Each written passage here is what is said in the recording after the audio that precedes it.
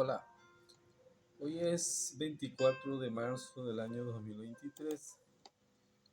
Iniciamos esta breve exposición donde vamos a tocar diversos temas que hacen a la vida nacional. Uno de los primeros temas que me gustaría tocar un poquitito es la cuestión de la injerencia habitual que ejercita el imperialismo en los países periféricos como el Paraguay. No es ninguna novedad la intervención de potencias en cuestiones internas de la República del Paraguay o en otros países centroamericanos, republiquetas cartoneras y bananeras, que siempre son intervenidos directa o indirectamente por los representantes del imperialismo en esos países, y Paraguay no es la excepción. Nosotros tenemos una situación histórica de intervención desde el momento que fuimos derrotados en la guerra de la Triple Alianza y la ocupación brasileña, argentina y uruguaya en 1869 de la capital de la capital del Paraguay, Asunción, desde donde se estableció la campaña de las cordilleras al mando del conde Deu, que consistía simplemente en la persecución y luego el asesinato del mariscal presidente de la República, Francisco Solano López, perpetrada el 1 de marzo de 1870. La intervención es permanente en el Paraguay. Nosotros nunca pudimos recuperar autonomía, soberanía como país. Siempre estuvimos sometidos a los intereses de la Triple Alianza, y sobre la Triple Alianza, el interés del imperialismo hegemónico, que es el imperialismo anglosajón, a cuya cabeza está Estados Unidos. Uno de los ejemplos más lacerantes en la historia nacional de intervención del imperialismo anglosajón fue el resultado de la Guerra del Chaco, 1932-1935, donde el Ejército Nacional conquista territorios al enemigo en ese momento boliviano, y luego en el tratado final firmado en 1938, Paraguay cede más de 150 kilómetros de territorio al derrotado que es Bolivia, por intermediación e imposición del embajador norteamericano Braden, que fue el que coordinó la conferencia de paz en Buenos Aires y el representante de la Standard Oil, que fue el propiciador principal y financiador principal de los bolivianos en su disputa con su competencia y aliado al mismo tiempo, que es la Shell, que es de capital inglés holandés. Y en esa guerra de dos gasolineras, la intervención directa después de la finalización de esa guerra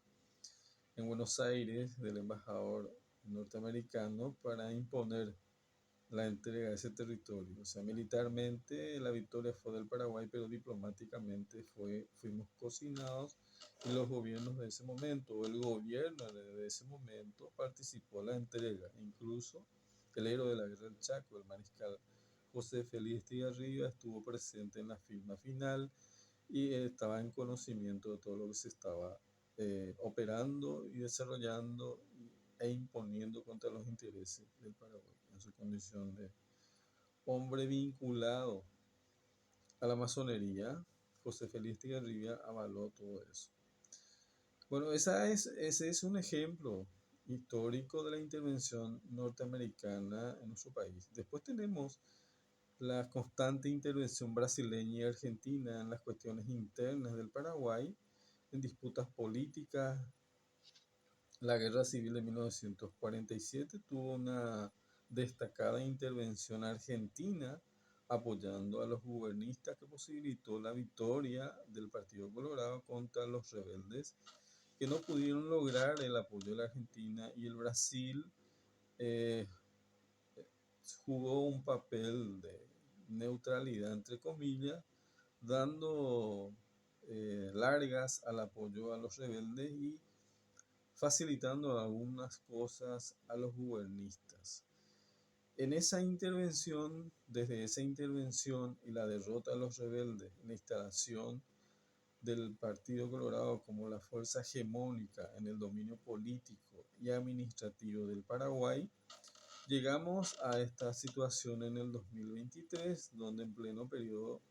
de campaña electoral para las presidenciales y elección de senadores y diputados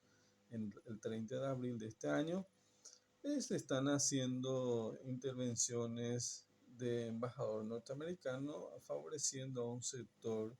político que ellos tienen el interés de que se instale en el poder ejecutivo. Es una cosa ya tradicional en el Paraguay y generalmente no hay mucha resistencia a esa situación. En esas cuestiones se tiene que fijar posición.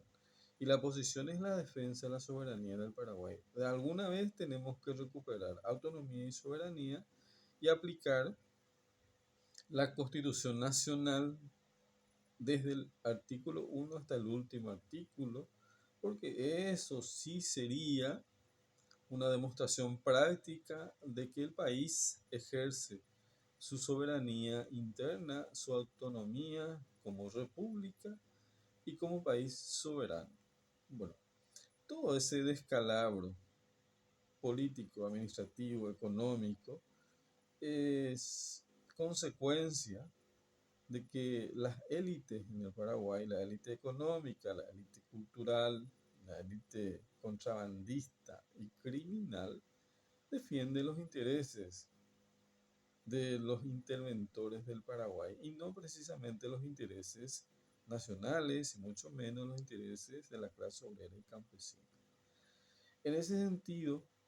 nosotros planteamos la recuperación del dominio y de la producción de la tierra. Muchísimos paraguayos, campesinos, sin tierras, viven con la esperanza de que alguna vez van a acceder a un pedazo de tierra. Pero en la forma en que se lleva la administración de la República del Paraguay en manos de los que defienden los intereses del imperialismo, esa situación no se va a dar. Y tenemos una buena cantidad de compatriotas con tierras que no pueden hacer uso adecuado de esas tierras por carecer de infraestructura necesaria, por carecer de capital operativo, por no tener camino de todo tiempo, por no tener sistema de transporte que le posibilite sacar su producción desde su origen hasta el mercado de consumo, que son problemas estructurales que tiene el Paraguay en los últimos 150 años y que no se ha podido solucionar porque se prioriza intereses totalmente contrarios a la situación de los campesinos y los pequeños agricultores nacionales. Nuestra agricultura es una agricultura empresarial centrada en la macroeconomía, cuya base es la producción extensiva e intensiva de soja,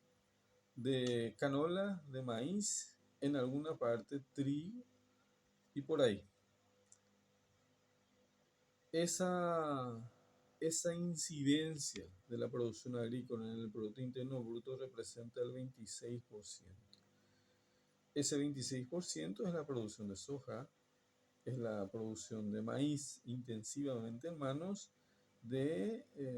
transnacionales, de empresas transnacionales, de capital transnacional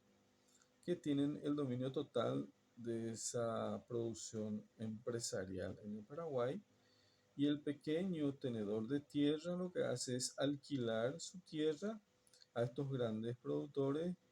y ya se acostumbró a acomodarse a la situación de ser alguien que alquila su tierra y que tiene que administrarse en esa situación.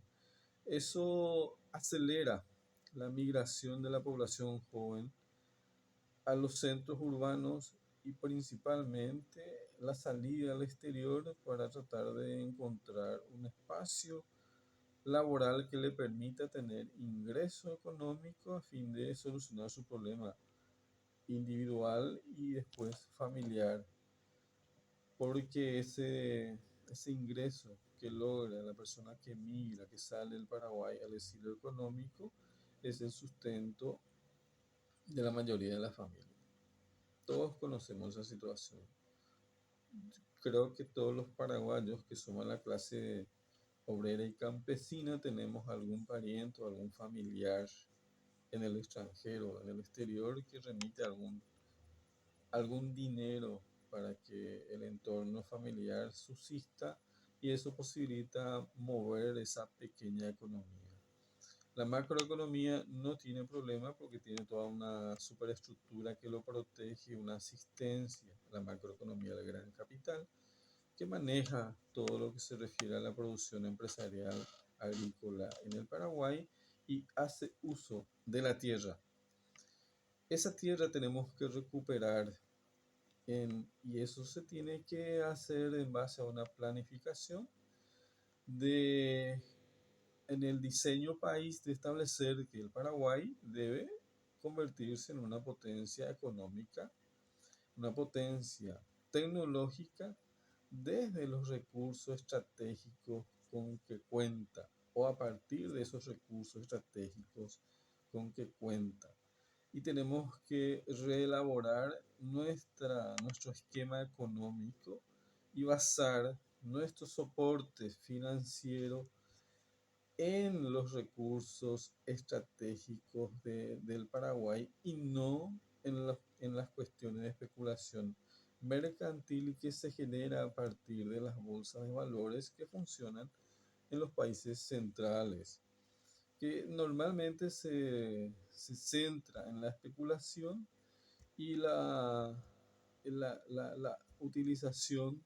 de la inflación como un recurso para seguir empobreciendo a los países periféricos y dependientes,